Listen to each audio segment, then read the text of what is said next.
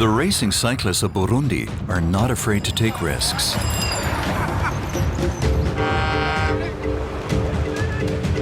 Whoever wants to transport goods in Burundi does so by bike. Distances are short. Burundi is one of the smallest countries in Africa.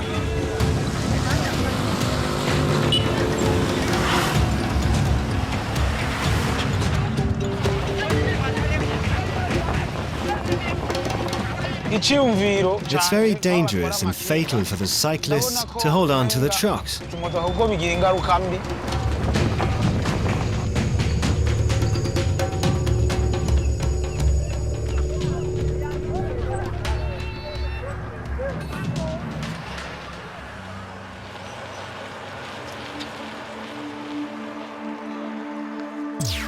Burundi lies in the heart of Africa. The main traffic route winds itself from the Rwandan border down to Tanzania. The first section of the route leads from Kayanza to Bugarama.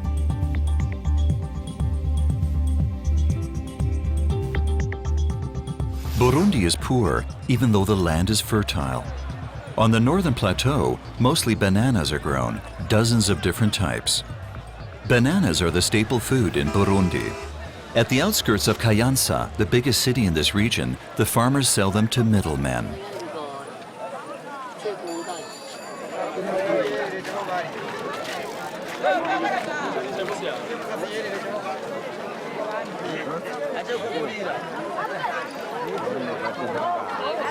Twice a week, Pamphlet Nazagwe does his bulk buying here. He is a professional beer brewer, a banana beer brewer. Banana beer is Burundi's national drink. Tasian Manirakitsa is responsible for the transport.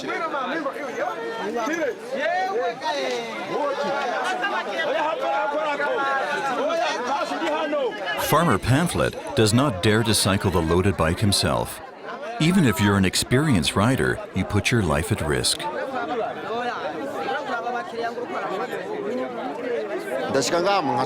First I ask for the price. Then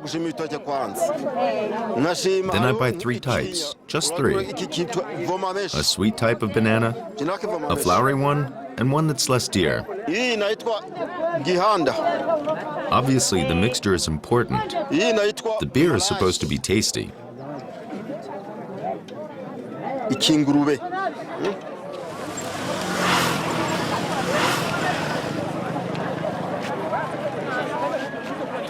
I know nothing about brewing. That's why I'm a driver, and I'm happy to be able to transport Pamphlet's bananas. That's how I struggle along. Whenever he is not transporting bananas, Tarsian offers rides on his bicycle taxi.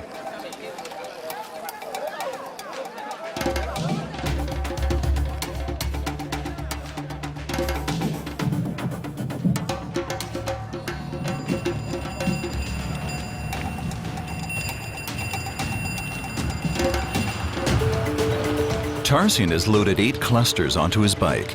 Together, they make up for 160 kilos. He has to transport them 15 kilometers. Luckily, the first part is downhill.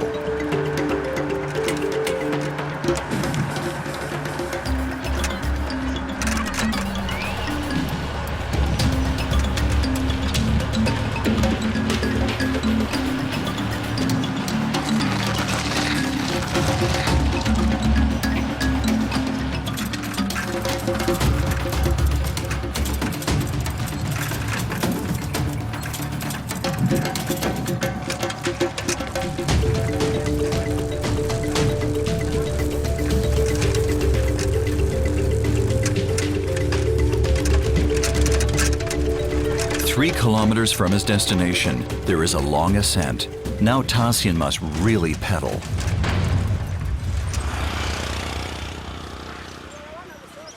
Tarsian is 22 years old. He never went to school. Riding my bike is all I'm good at. I never did anything else.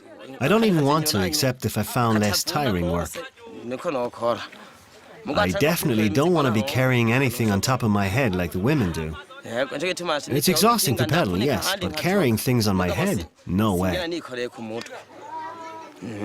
After 45 minutes, Tarsian reaches his destination, the banana beer brewers' village.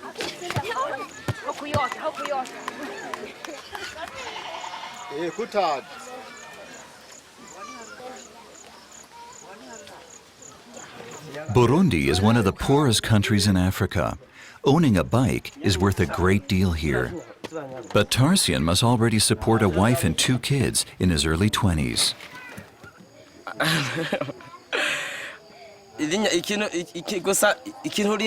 How can I save money with a job like this? It's just about enough to sustain my family and myself, nothing more.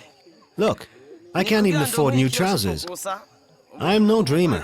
This job holds no future whatsoever.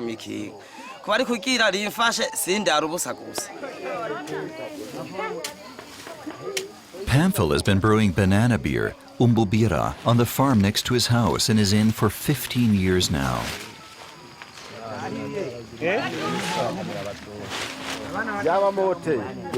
He lets the bananas ripen in a pit for another week. The farmer can only process the bananas if they have developed enough sweetness. Otherwise, the fermentation process might not take place properly.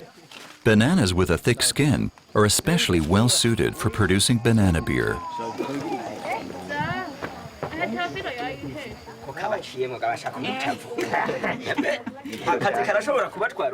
His own family and a few workers from the village assist Pamphil with the production.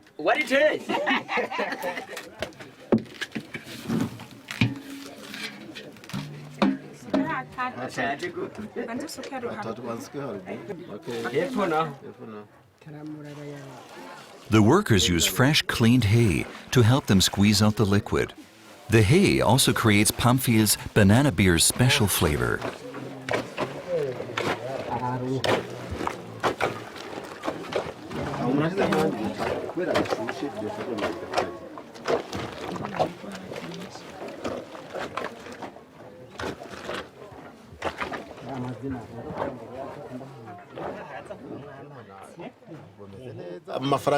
My life as a beer brewer is a good one, really.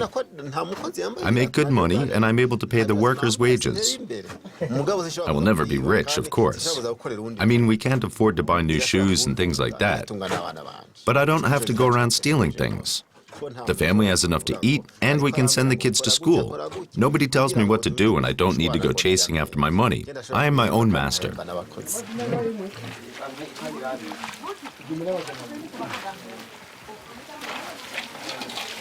It's still only banana juice.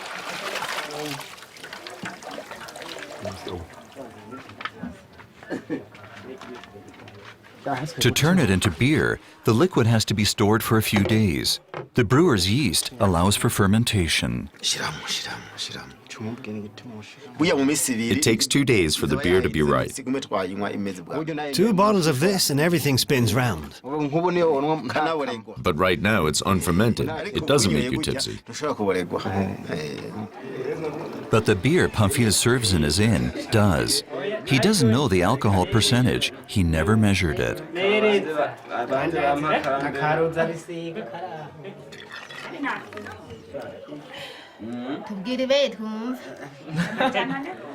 Bicycle courier Tarsian drinks only after the work has been done. Drunk driving, much too dangerous when you're on the road of the racing cyclists.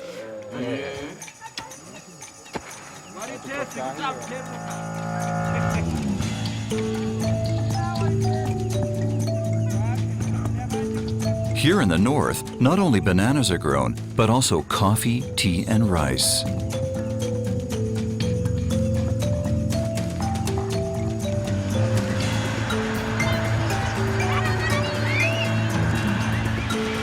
The road leading to the banana beer brewers' village continues on, leading south. To Bujumbura, the capital city of Burundi, it's 100 kilometers, and it's up and down the hill the whole way.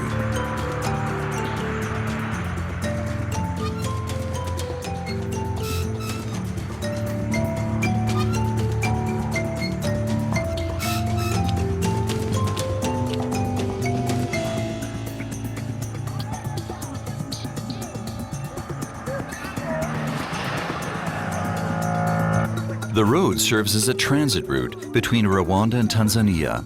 Antoine Kibira has been driving it for 10 years with his truck. Normally, he only drives during daytime. Driving at night would be too risky.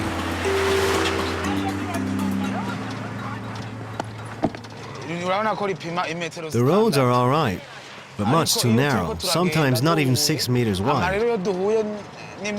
Oncoming traffic often poses problems. You must always avoid the potholes and these many bends.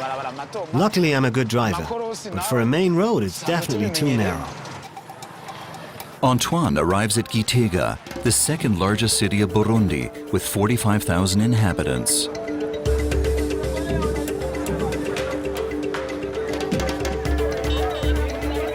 Alex Iradukunda works as a reporter for the local radio station, Humorisa.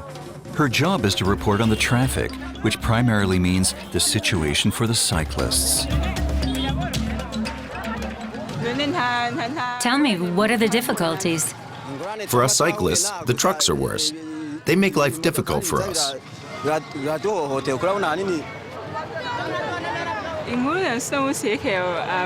I hear this over and over again. They complain about the trucks. It really is a tough and exhausting job. Not to mention the bike thieves. Their numbers are increasing. It's bad when the bike is gone. And don't forget the accidents and injuries.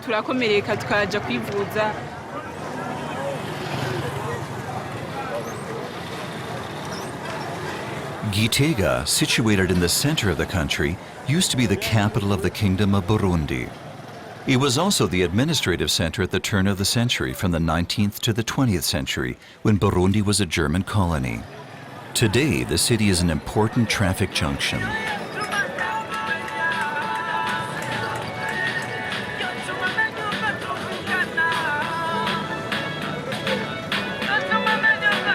"26 reporters work for Radio Humorisa. Alex is done with her report on the cyclists.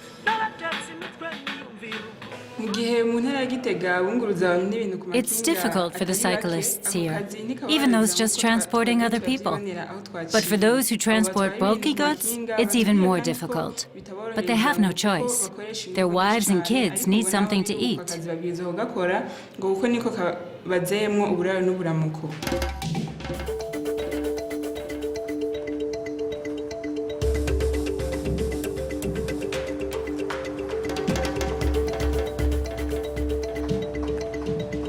Another 60 kilometers to Bujumbura, uphill, downhill. Antoine Kibira could drive faster, but he knows what's happening behind him, so he doesn't want to risk an accident. Whoever wants to save time and energy holds on to his truck. Antoine finds this really annoying.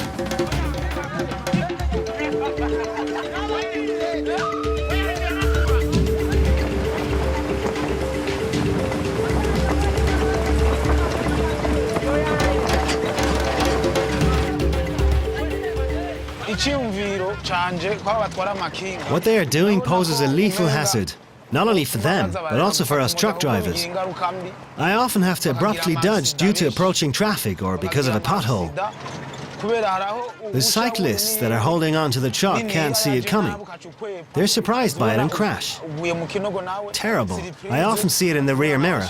Some die. I think they should stop it. It's prohibited too.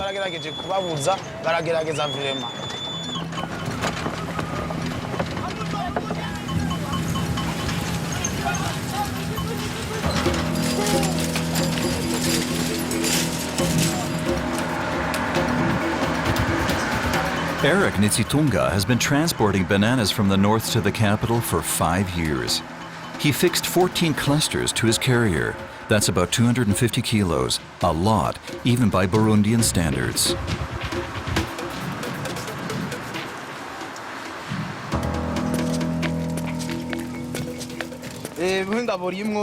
I have to tie the bananas to the carrier in such a way that the center of gravity lies in the middle. One mistake, and I would lose my balance in the curves and crash. I also have to make sure that the bananas don't get bruised.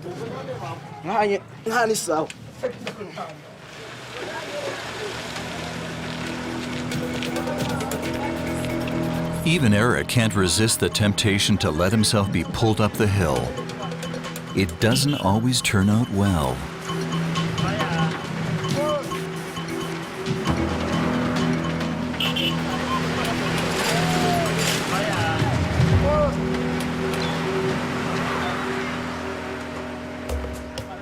Some road sections are unpaved, difficult to drive for the truck drivers.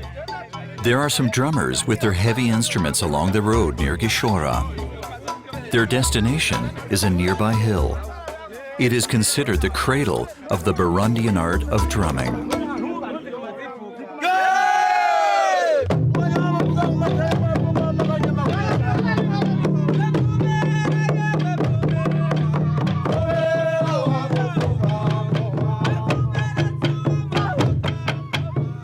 They used to perform before the kings. Today, they play the drums for whoever pays and to preserve peace. Just a few years ago, Burundi saw the end of a long civil war.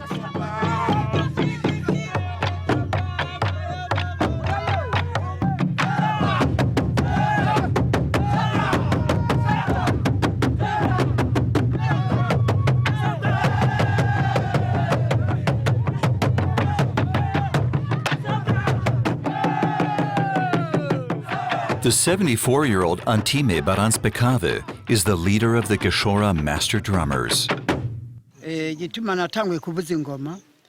I became a drummer because my ancestors were drummers. My great-grandfather, my grandfather, my father. They all drummed for the kings. This tradition must survive.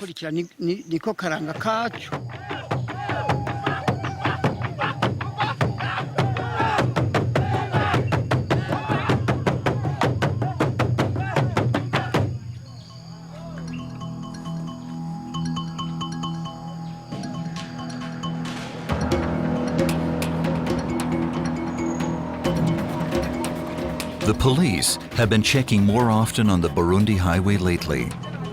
A welcome opportunity for the street vendors to offer their products. A nuisance for the drivers. Security check, the horn, blinkers, and headlights. I check the papers and inspect the vehicles. It's all about increasing safety on the road.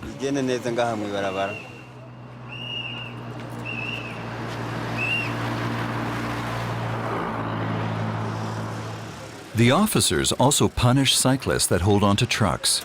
Whoever gets caught must pay a fine. Eric, the courier, puts up with that.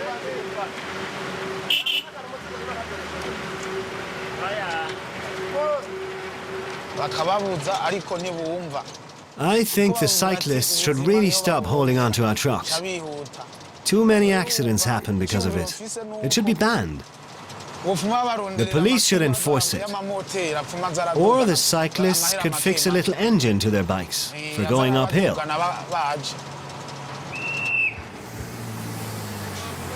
Eric heard the policeman's whistle just in time to let go.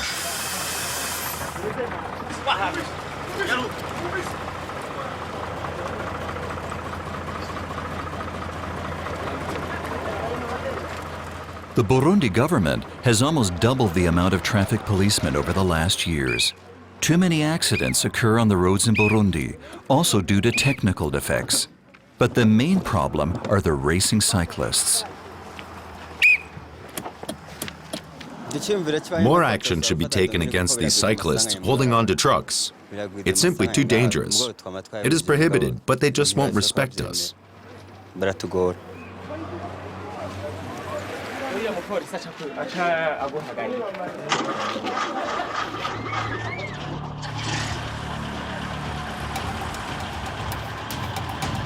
Another 40 kilometers to Bujumbura. The closer you get to the capital, the busier the narrow road becomes.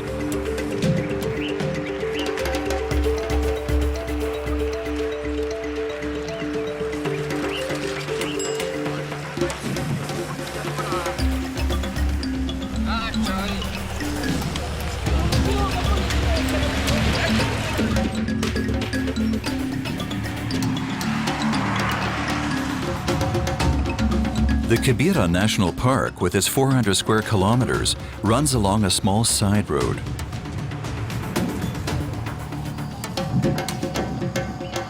Once the splendid mountain forest used to be the king's holy hunting grounds.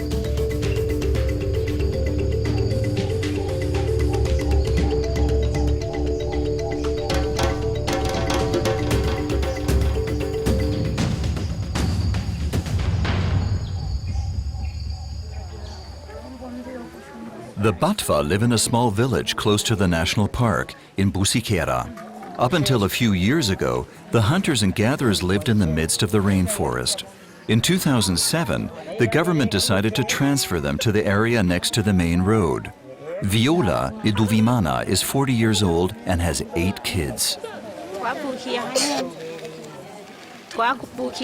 I was born and raised in the jungle. This life is not easy. We have to collect wood and have to fetch water from far away. That's exhausting. But I enjoy the pottery. I learned it when I was a kid, watching my mom work. Now I can sustain my family with my pottery. I'm teaching my kids how to do it too. That's why it's going so well for us here.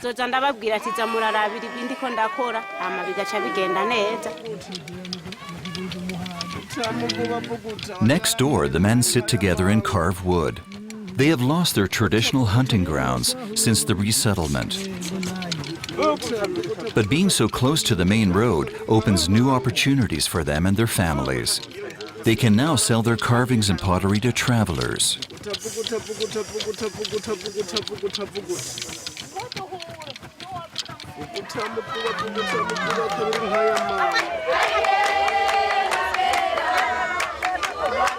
About 500 people live in Busikera. More than half of them are children.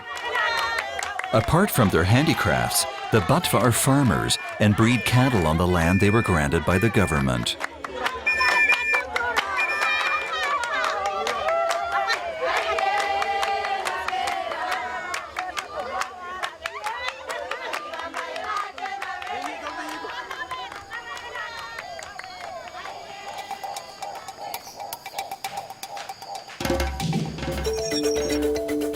The next stage on the cyclist road leads from Bugarama to the capital city, Bujumbura.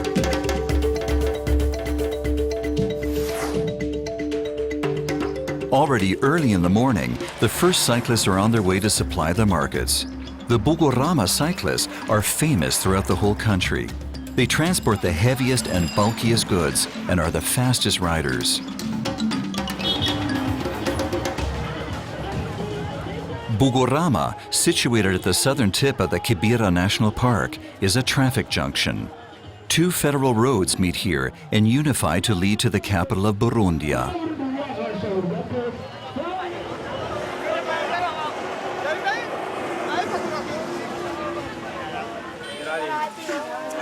Bicycle courier Eric lives near Bugarama. The bananas here are cheaper than in the capital. Today, one cluster cost 8,000 Burundian francs, about 4 euros. Together with his girlfriend, Eric lives in a small house right on the road to Bujumbura. They have no children yet. They want to wait until Eric has found a less dangerous job.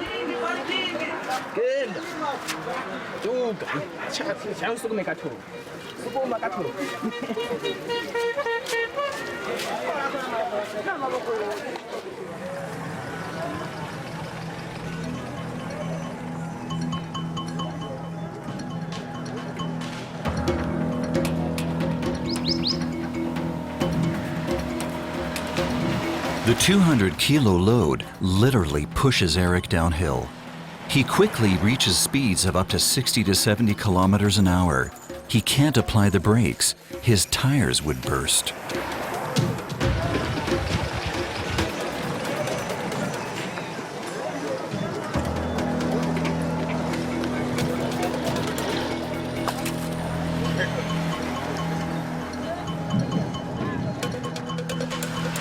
If the roads are wet, you're likelier to slip.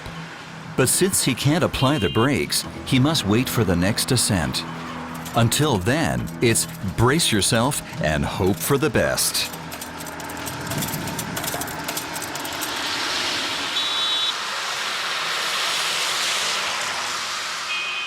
Nobody knows just how many accidents occur and how many cyclists are actually involved. There is no such thing as traffic statistics in Burundi. Often the poor condition of the bikes is responsible.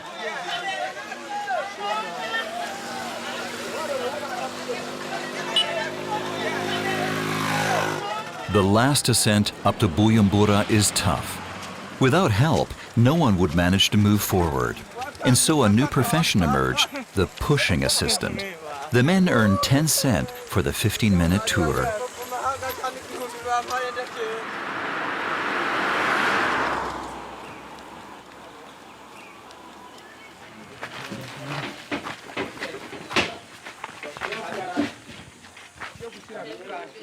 At the end of the long ascent, a little shop offers food and beverages. Eric doesn't always have enough money to buy something for himself after this exhausting ascent. Lucia, the shop assistant, knows Eric and puts it on the tab if he can't pay. She feels for the cyclists.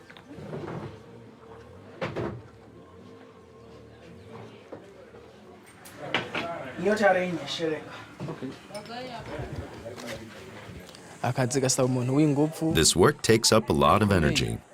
You need to be really strong in order to do this, especially if you have to push the fully loaded bike uphill. Often it weighs more than 200 kilos, so you need lots of energy. That's why I eat mainly carbs, for example corn, and I drink hot milk every day.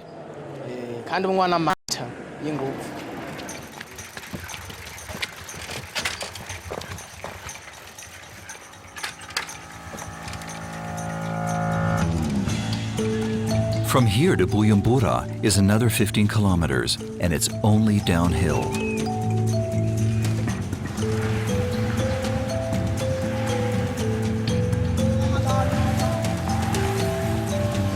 Eric trusts his steering abilities. He doesn't have much choice. He already had quite a few accidents, but up to now, he only suffered some bruises and bone fractures.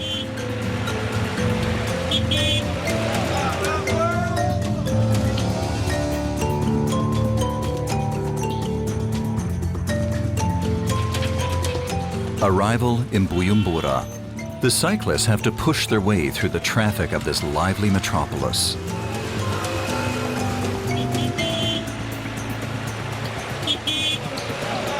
The first shop Eric is delivering to lies at the far end of the city. There are many little shops and restaurants along the capital streets. Most of them can't afford professional advertising. That's why they hire artists like Clovis Milamwi. The 26-year-old makes a living of that.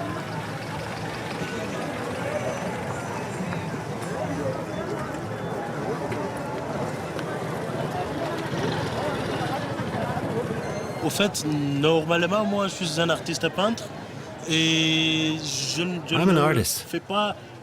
But if people ask me, I'd also do ads for them. Mais si on m'appelle de faire quelque chose sur mur, ça va. I take between 100,000 and 150,000 Burundian francs for such a picture. It's not bad. C'est ça au fait. That would amount to the equivalent of 50 to 75 euros. Bujumbura is the largest city in Burundi. It is the economic center of the country. Around 400,000 people live here.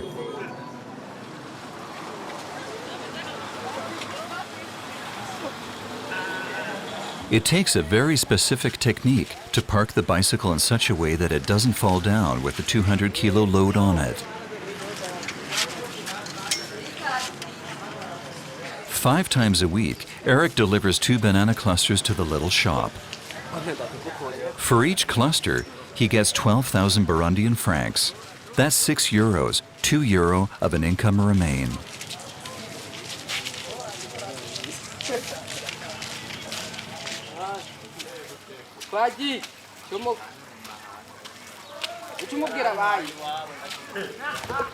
Here in the heavy traffic of the city, the challenge for Eric is of a different kind compared to his cross-country ride.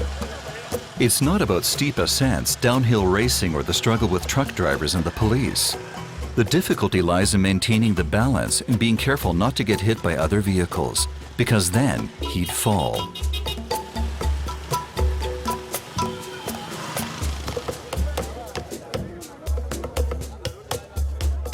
The Sioni Market is in the northwest of the capital. 85 out of 100 Burundians work in agriculture, and they all try to sell their surplus on the markets.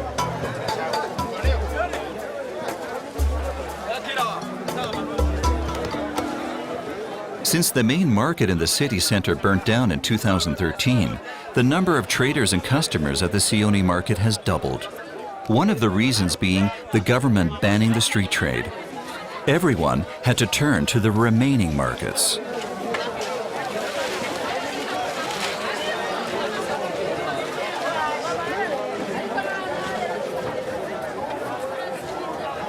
Alice Sindaye is 42 years old. She has been working as a market woman for 10 years now. When the main market burnt down, she not only lost both of her stands, but all her goods went up in flames too. She had to start again from scratch.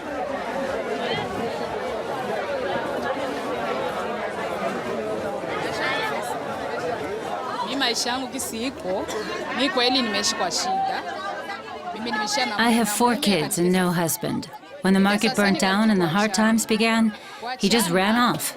He never gave me any money to feed the kids and myself. I had to take out a credit loan. That helped us along, and I was able to build up a new stand here.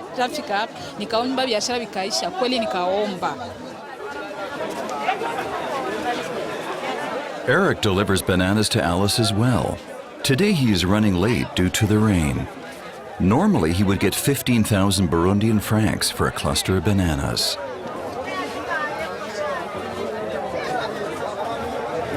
Would you lower the price a bit? I can only pay 10,000. Today, Alice pays Eric €5 per cluster, which makes €1 an hour for Eric to keep.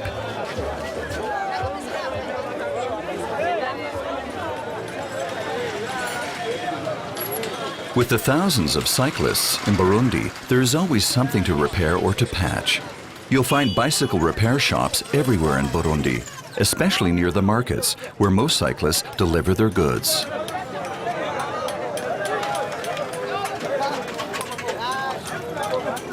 Alexandre Tassis has been the boss here for 5 years. Most bicycles in his shop come from China and break down easily. These bikes are basically like all the others. We have to reinforce the carrier with iron bars. Good tires are important, though. Bike courier Eric also comes here if he has enough money to afford new tires. The work is being done fast here, and he gets some good advice as well. Almost 100 mechanics work for Alexandre.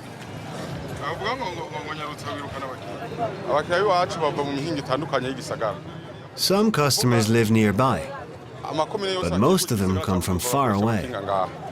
For example, from Gatumba or Bugarama. Some are foreigners coming from the Congo to have their bikes repaired here. They trust me. Eric appears unruffled by the fact that he has to spend a portion of his narrow income in order to keep his bike in good shape. It's very important to change tires. They were totally worn out. If there's rain like today, you can easily slip and fall. The tires burst more easily too, especially when you brake. I already patched the tube 4 times. It's just too dangerous. Eric cycles back to Bugarama on new tires.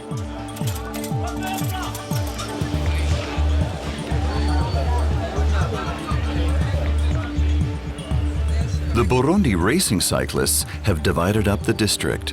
There are those who cycle in from the north and go back in the evening. The others serve the southern route.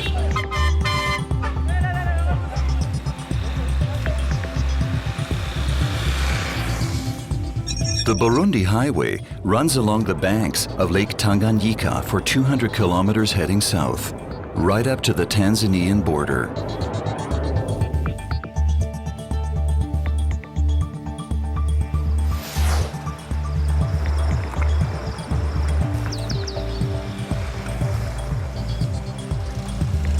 Instead of bananas, people grow lots of oil palms here. They are being transported on bicycles as well. A bunch can weigh up to 50 kilos. The landscape in the south of Burundi is less hilly than in the north, so the bike couriers can travel greater distances, up to 100 kilometers per day.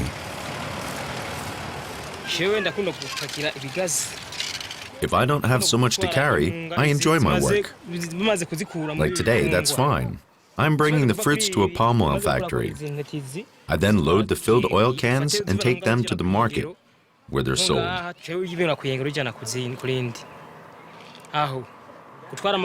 The job is all right, so long as you hold the road well and don't have to worry about crashing in the curves. It's then I enjoy the work.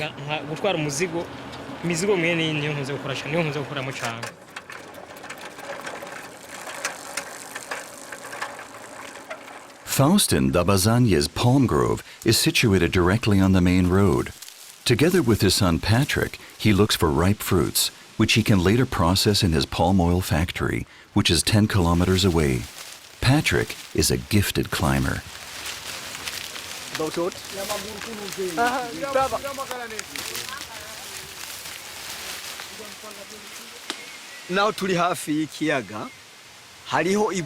Even though we are next to the lake, the soil is dry and sandy, which is not good for the palms. They don't grow properly and bear little fruit. But we are lucky. Our soil contains many nutrients, in spite of the nearby lake. That's why our palms are so tall and strong, and the oil tastes well too.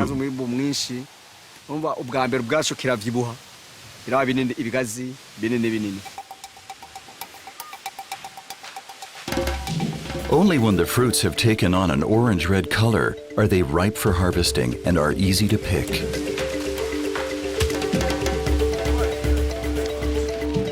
Patrick transports the crop from his father's palm oil grove to the oil factory himself. They have to be kept there for a few days before they can be processed to oil. Patrick much prefers climbing up the trees to carrying the heavy load on his bike.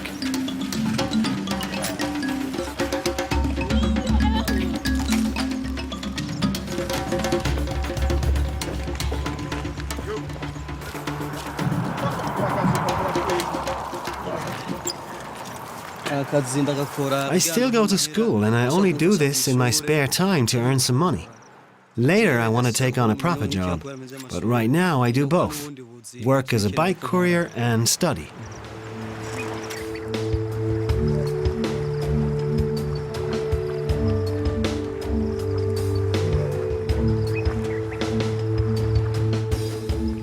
Lake Tanganyika is the second largest lake in Africa.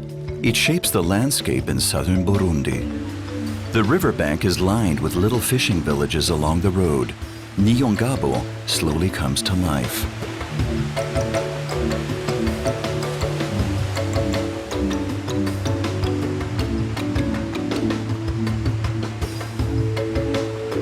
At 6 a.m., the men returned from fishing. They spent the whole night out on the lake. Today, they didn't catch much. The waves were too high.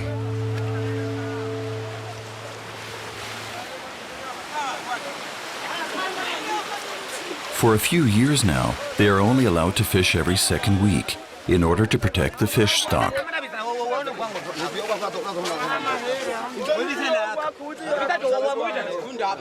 Cesar Salvatore has been a fisherman for 8 years now. I believe the fishing restrictions are a good thing. It gives us fishermen a rest, and we get to spend more time with our families. And the fish can breed in those 7 days. That's a good thing.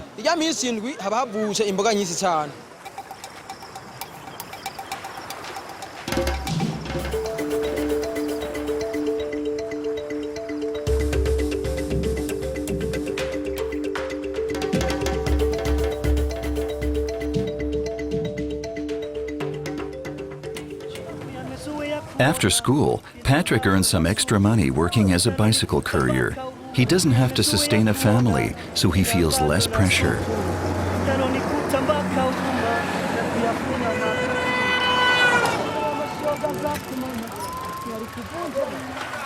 The bike courier has arrived at Faustin's palm oil factory.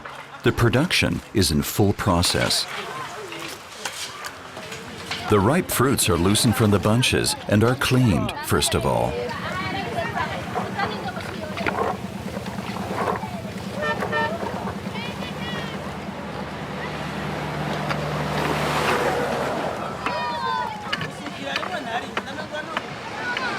The oil manufacturer has meanwhile gotten used to the traffic and the ado on the adjacent road.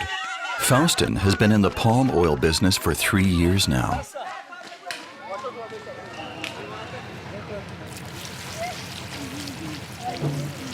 The oil palm means a lot to us. It always gives us oil, which we can use for cooking.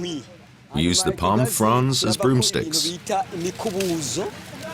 The remaining pips we use to make soap or shampoo. The fibers, also a byproduct, help to light a fire, and oil palm provides everything we humans need.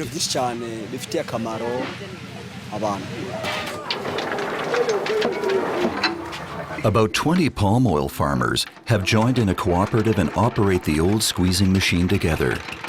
Everyone can process his own fruit there.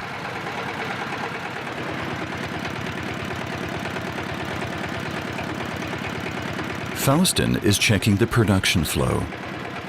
The water cools the machine so the oil doesn't go rancid.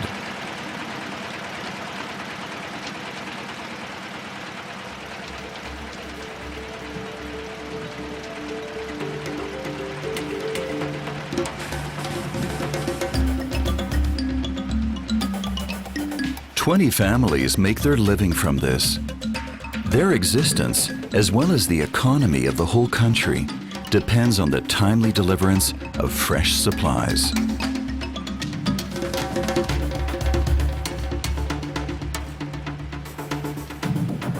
And the racing cyclists of Burundi will take care of that.